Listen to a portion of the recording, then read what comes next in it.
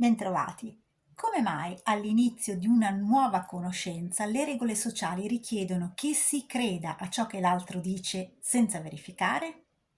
Succede perché è necessario che vengano preservate le condizioni relazionali e un contesto psicologico sereno e favorevole che permetta il possibile instaurarsi di un rapporto, di una nuova relazione personale, cioè con l'altro.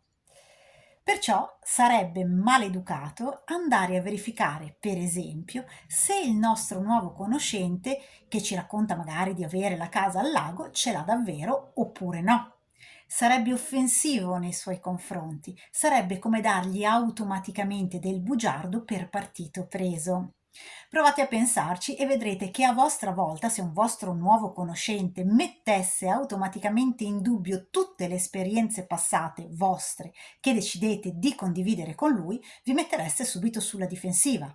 E questo è proprio il punto chiave.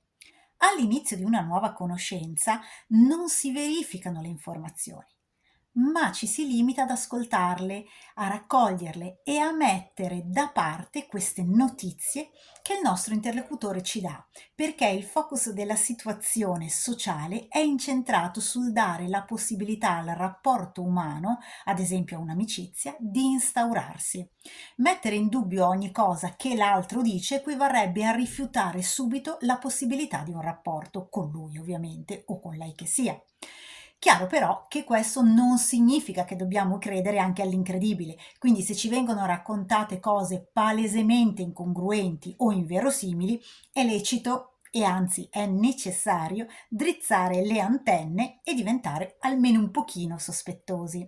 In generale però all'inizio di una nuova relazione è richiesto, entro certi limiti, come si diceva poco fa, di accettare i racconti che l'altro ci fa, di prenderli per buoni, questo per salvaguardare le condizioni e per permettere che ci si racconti e che ci si scopra reciprocamente per vedere se si è compatibili, se si hanno interessi comuni, eccetera, per trovare in sintesi quel terreno comune sul quale edificare una relazione. Quindi le regole sociali non sono semplici rituali vuoti che si eseguono per abitudine, perché è richiesto, perché si fa così, ma hanno una ricaduta sui nostri rapporti con gli altri e soprattutto hanno un senso, servono a qualcosa e non coincidono con la comunicazione, ma sono qualcosa di più. Questo però lo vedremo un'altra volta. Vi abbraccio!